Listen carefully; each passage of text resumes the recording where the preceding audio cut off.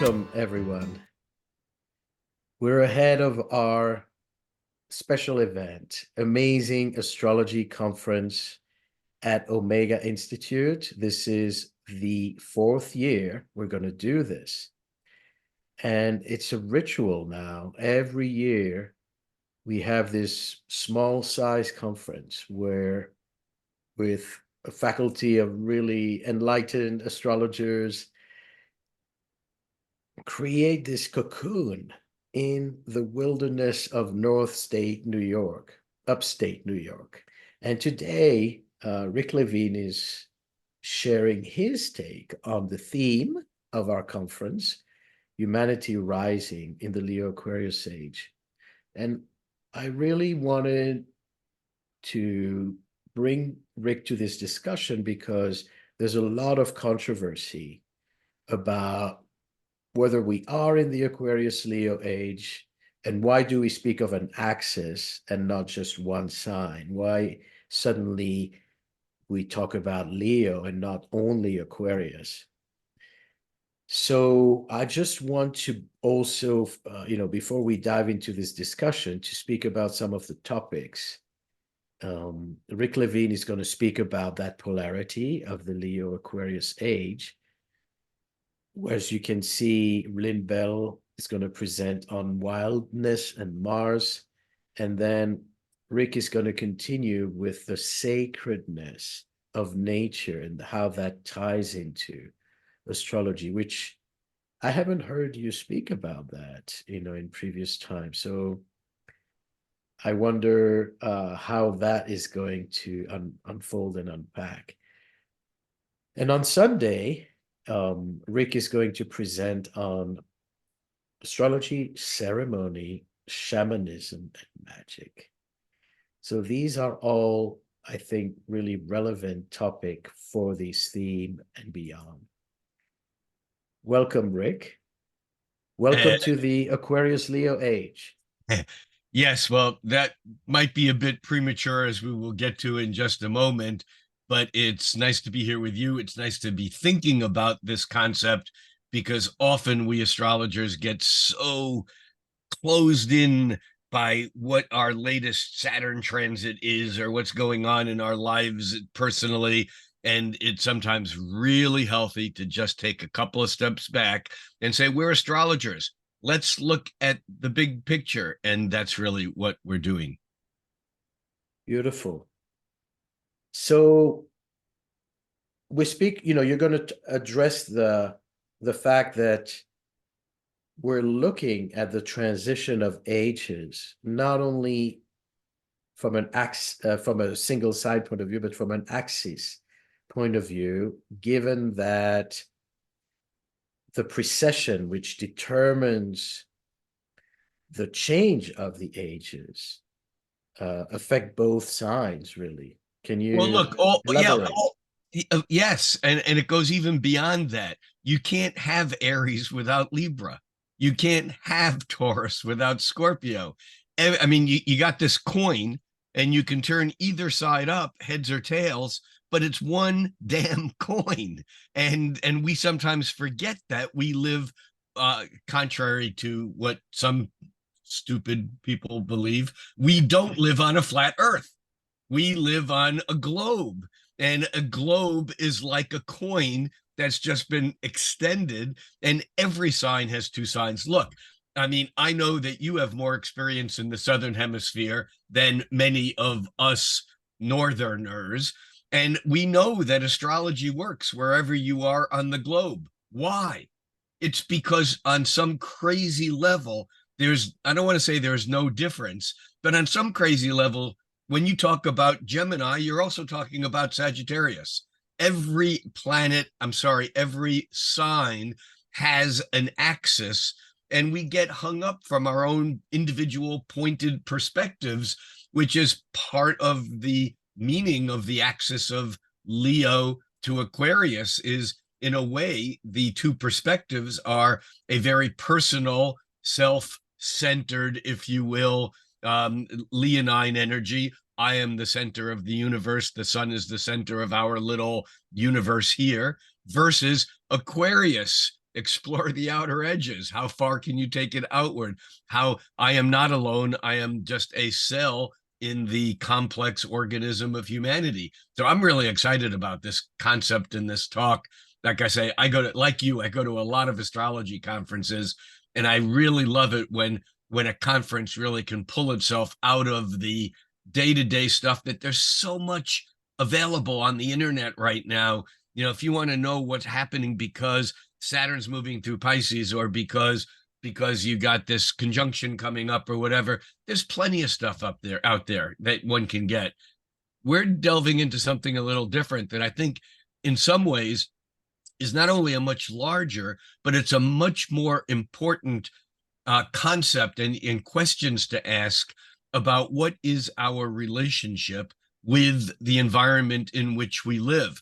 What is it about astrology that can help us put ourselves in touch with the sacredness of nature, with the concept that we're part of a human spirit that is greater than ourselves, and that history is not just about the next presidential election. History is this process that has been going on for billions of years and will continue. And where do we fit into it? Sorry for running away with your question, but I'm excited about this conference and this topic. And I'm really looking forward to kind of not only developing the talks that I've already begun to work on that I'm going to be doing, but the people that you amass, I'm always impressed with how, you pull in some people that are so interesting. I've had the pleasure of meeting Linda only once, actually, at a conference you put on in Hawaii. I don't know how many years ago, a number of years ago. And I've I went to Amazon and ordered 2 of Linda's books, and I'm reading them, and I'm just fascinated by her story and how it becomes a fractal representative of this larger thing that we're talking about. It's very cool. I love how we put it together, and I'm a great fan of I'm really looking forward to Lynn's talk on Mars, being an Aries and a Mars person. And I love Lynn's work, and Amir, who I've only met once. I'm excited about some of the installation of the performance, art of things, rather than just spending a weekend talking about what goes on in our heads as we look at this. So I'm excited. And I can see you morph into a lion already. For quite a while. You're the human white lion. Well, I do have Saturn and Pluto in Leo. And I do have Sun, Mercury, Venus, and Mars in the 11th house, opposing Neptune in the 5th house. And for those who are not astrologically facile, the 11th house and 5th house are the houses of Aquarius and Leo. So yeah, this is a particular, I'm sensitive to this stuff. It's part of my gig. And so, we talk about the polarity. I just want to go back to that. And Sure. when, we're now at the tail end of the Pisces age, when in fact it's the Pisces-Virgo age. And we see that also in the clear symbolism of the movement that started the Pisces age was obviously Jesus and Christianity. And it's all about the virgin and the fisherman. So this whole concept of polarity is not only abstract, it's not only, in the constellation of the signs, it's embodied in our own culture. And it goes back to the times of Aries and Libra, Taurus and Scorpio, which was the Bronze Age. I'm going to take people on a journey through the different ages.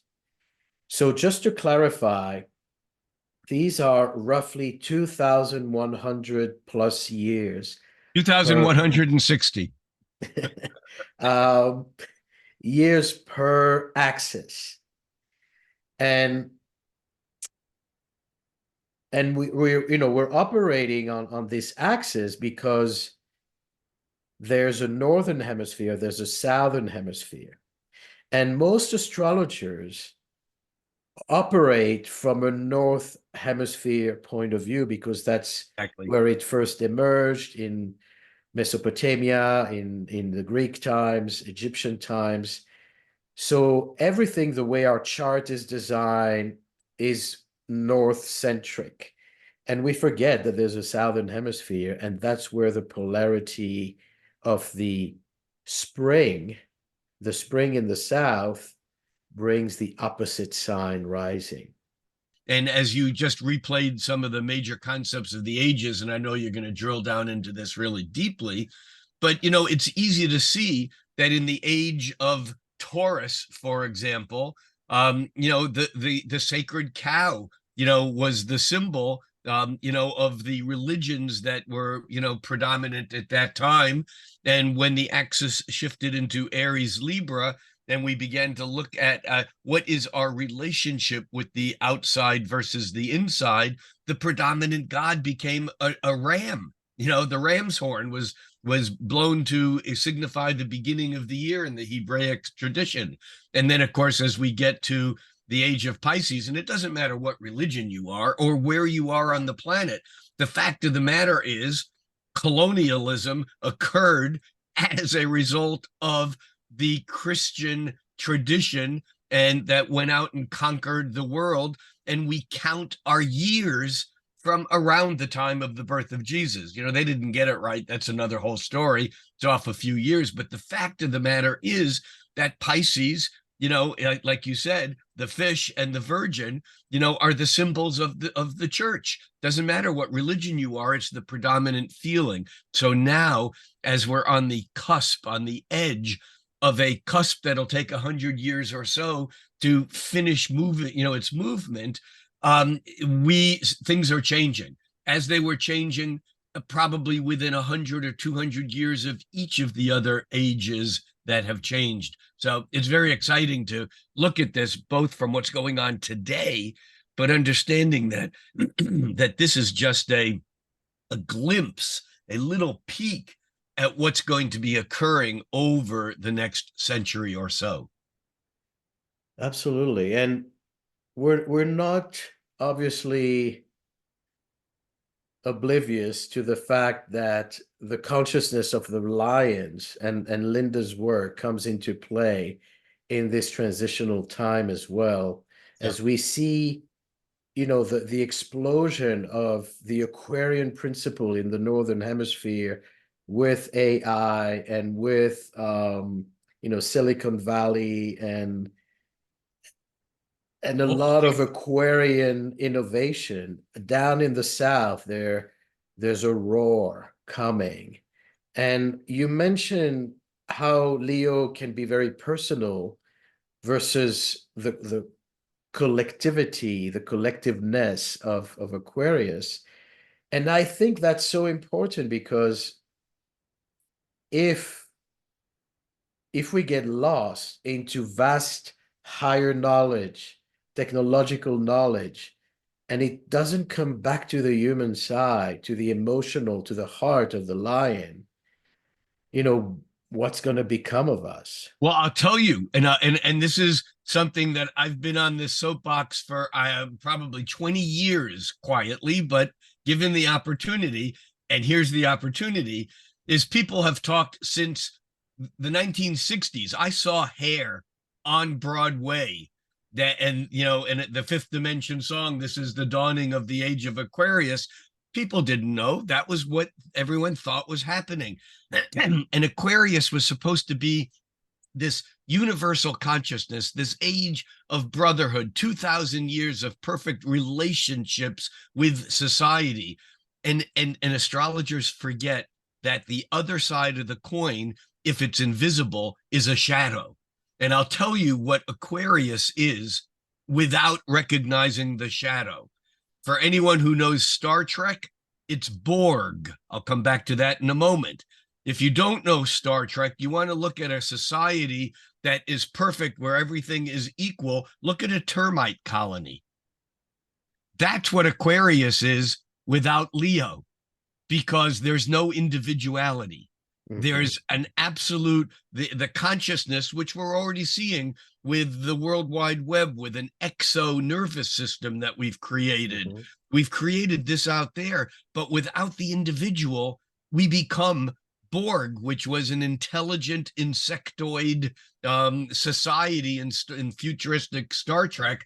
When you met someone who was a brilliant insect, Borg, you would say, "Who are you?" They wouldn't say, "My name is Fred." They would say, "We are Borg. We shall assimilate you. Resistance is futile." That's Aquarius without Leo. Absolutely. Yeah. It's, it's the concept of basically homogeneity, which can erase free will and creativity. Yeah. You And have to conform. And we're seeing the tips of it now in some ways. And I don't want to get political because that divides people, but in some ways, the fear that we see in the people who are resisting the status quo, by focusing their energy on someone who presents incredibly leonine, and as an individual, it's the fear of being assimilated, which is a real fear. Now, I'm not saying that solution is the right or best solution. That's a separate discussion, but it's representative of the inklings of what will become a greater and greater issue for not only humanity as a whole, but for every individual that has to have a relationship to that greater Aquarian energy. These are only, some of the themes, and we will, if we understand the cycle, that's the virtue of astrology. If we understand the cycles, we can correct the mistakes much faster. It doesn't mean we won't make the mistakes, but it won't take us hundreds of years to rectify our tracks. Yeah, Buddhism teaches the only thing that we can ever change is our awareness. When we change our awareness, we have choices that we didn't know we had before. And I want to bring another question here, which is bubbling in, among astrologers, is this whole, the fact that there are about 50 dates for when the Aquarius age is starting or has started, or will it ever? What's your take on that? Well, again, it's not a will it ever, because ages are, I mean, you're going to go into this, we're all going to go into this a whole lot more, but the concept of the backward wobble of the Earth's axis, that's not something we can argue about. It basically, is a 25,950 year cycle, period. We know that. And so the ages are simply a division of that nearly 26,000 year cycle into 12, because that's what we astrologers do. We divide everything into 12 because we can measure it. And so there's no question about the ages. The question is, how do you decide where the cusp, which is just Latin for edge, how do you decide where the edge is between the two ages? Where does one age end and the other age start? Now, if you're talking about a daily cycle like the night and day, it's easy to say, oh, it's getting daylight now, and the cusp between day and night lasts 5, 10, 20 minutes, depending upon where you are on the Earth. On the equator, it's much faster. And in the very northern and southern extremes, sometimes there can be days where it's not quite sure whether the sun is above or below the horizon. But normally, a fast cycle like a day-night cycle, you can tell where the edge is. Sunrise is at 7:03 a.m. Boom. But when you have a cycle that, instead of being 24 hours long, is now 26,000 years long, how do you know when it started? And how do you know where the point is between this and that? And you don't. And yet there are some important markers that we could look at. And perhaps the most obvious is our calendar. We are counting years from something, and that something, whether you call it before and after the birth of Christ, or before and after the common era, that era is basically the age. You look at the Hebraic calendar and it's a few thousand, it's 6,000 years, because it goes back two more, ages in effect. But the point here is that if the beginning of the age of Pisces was give or take around the birth of the historical Jesus, we're roughly 2024 years, give or take 5, 10 years, whatever, into that. And we know that an age is really closer to 2100 years, 2160 years long. And so it's likely, and I say likely, logically, it's likely that the age of Aquarius will officially begin, as if there can be an official moment, roughly in the year 2160, give or take 5, 10, 20, 30, 50 years. I don't know. But it's like a moon transit lasts a couple of hours. A Pluto transit lasts a few years. This transit of the changing of the ages is lasting a century or two. And so even though the official age may not start, and I say may not, I think that's true, but we don't know, it may not start for another 100 years. The fact of the matter is, in the early 60s, we had a grouping of 7 visible planets in Aquarius, and there were people then who began to think, avatars for the new age, for the age of Aquarius, might be born now. And those people have become of age in the late 80s and early 90s, when we had the several outer planets moving through Aquarius, whether Saturn, Uranus, and Neptune. And again, there was kind of talk of this new age and so on. And now that we have Pluto moving into, or moved into Aquarius, and we have other things happening that are changings of other planets that are going to aspect this Pluto in Aquarius, it doesn't mean we're in the age of Aquarius, but it does mean that the signs, the symbols, the archetypes, the energetic flavorings are expressing everywhere if we pay attention. Absolutely. And it's basically an energy of fading out and fading in. Slow-mo, slow motion. Exactly. Yeah. And we can see that with every transit, how I remember, for example, during when the pandemic got global and everybody had to stay at home, you had Jupiter and Saturn and Mars all at the very end of Capricorn, and it was already affecting Aquarian energy. We couldn't fly planes. We became zoomed in, everything became virtual. And the planets were not yet in Aquarius. They were at the tail end of Capricorn. So the energy transpires, it leaks into the next very easily. And the same thing with the ages. It's true, but there are other triggers that we can see if we're paying attention also. I mean, when Pluto just tipped into Aquarius a year ago in March, almost overnight, ChatGPT put AI on everyone's minds. I mean, it was already there, but all of a sudden it exploded. And then when Pluto moved back into Capricorn, and then it moved back into Aquarius back at the end of January, I think it was, of this year, within a week or so, Neuralink announced the fact that, and this is a fact, that a silicon implant was put into someone's brain who has now demonstrated that with their thoughts, they can move a mouse on a computer screen. This is not sci-fi. And I actually contend that there are 3 acronyms, letters that stand for something else, that are pretty much all that's important, at least coming up for the age of Aquarius, which again, still ultimately may be a century down the road or so. But the 3 acronyms are AI, AR, and ET.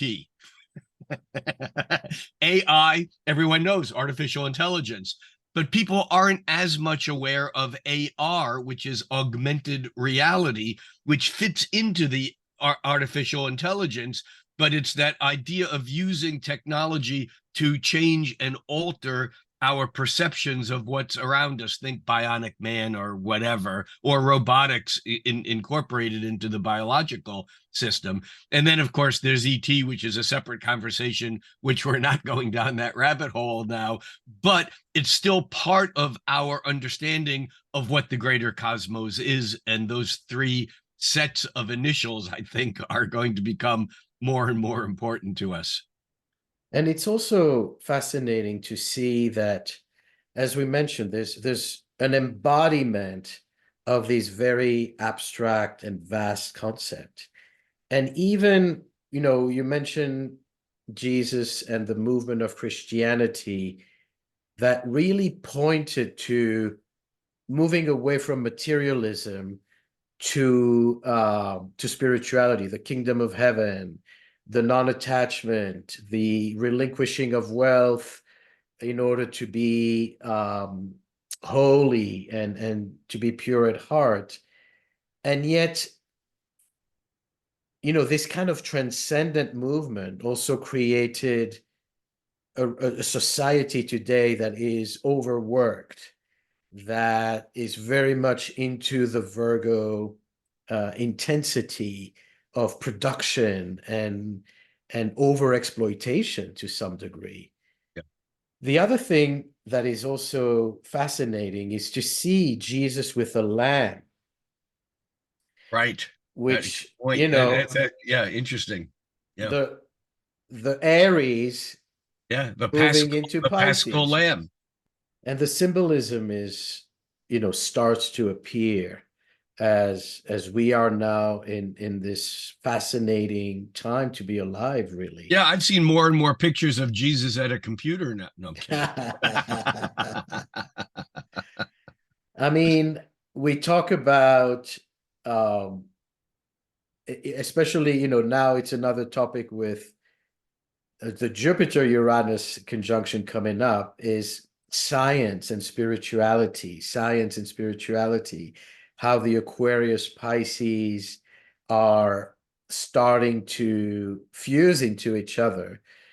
And of course, how the Leo comes in has a lot to do with the quality and the reliability and the heart-centeredness or lack of yeah. leaders.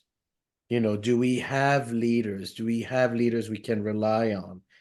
So how can we advance as a civilization that has so many resources and so much potential if there's no centralizing conscious intention to really bring the heart into the matter? And it's that bringing the heart into the matter also leans on something that I'll be talking about on the closing day. And it has to do with ritual. It has to do with the sacredness of our actions as an expression of the reintegration. I mean, astrology is not about going into your head and just thinking about cosmic things. You have to import that and then work that into what's going on in your heart, in your body. And it's easy to forget that humanity as we know it has largely put an emphasis on the right hand, left brain. We call that the patriarchy. And that largely came to pass from reading an alphabet that was linear, that basically magnified the use of the linear processing in the left brain and right hand. There's a book by Leonard Schlein called The Alphabet versus the Goddess, which is a brilliant book. But we're now experiencing in so many different forms, which is threatening to those people who are afraid of this re-equalization of what we might call gender fluidity, what became the feminine movement. I mean, the right of women to vote going back 100 years or so. But all of this is part of a rebalancing of the right brain or left hand. Remember, in Latin, left is sinister, right is dexter. So if you are ambidextrous, it doesn't mean you have two hands. It means you have two male right hands. And so part of what we're looking at with this balancing of these ages now of the Aquarius to Leo is the rebalancing of these two hemispheres of the brain so that we actually don't just have a head, a logical, rational, linear, clever, and important part, but that it's balanced with the sinistra, the sinister, and that is not evil. It's the yin, it's the receptive, it's the heart-centered rather than the head-centered. And this becomes an important part of what this transition is. And you can see it everywhere in culture. And for many people, it's their life. They engage it, they feel it, they experience it. And for many people, it's as threatening as it could possibly be. And they'll do anything to put it into denial. They'll resist, they'll pull back, they'll hate. I mean, look at the wars raging, you know, it's all about that fear of letting go. It is. And, you know, again, we have to have heart when we look at this stuff. We can't just get lost in how clever we are as astrologers, you know, and how we can put rational thoughts around everything that happens. But we can't do that without spending the time and feeling about what it is that's happening and creating a change in perspective and context. Yeah. Thank you so much. And people, you see, we're going to go deep. We are going to touch the sacredness of our craft of star knowledge. It's an experience that for both the right and the left brain. So your support is important, your participation is important, and not only to support astrology, but to support in-person events, so that astrologers don't only meet through Zoom, and through Aquarian means, but also through celebration, art, nature, and ceremony, which is what this program is tailored for. And it's going to be exciting because it's going to be, you said it's a small conference. I like to think of them calling them a boutique conference. It's like there will be time for us to interact amongst ourselves. And when I say us, I don't mean you and me and the other teachers. I mean, we'll be eating meals together. We'll be spending the weekend together. There will be really solid interaction and not just living up inside of our throat chakra and up, but embodying some of this through actual experience and ritual. I think the exciting thing about Omega is that when you get to that space, you know you're on land that is special.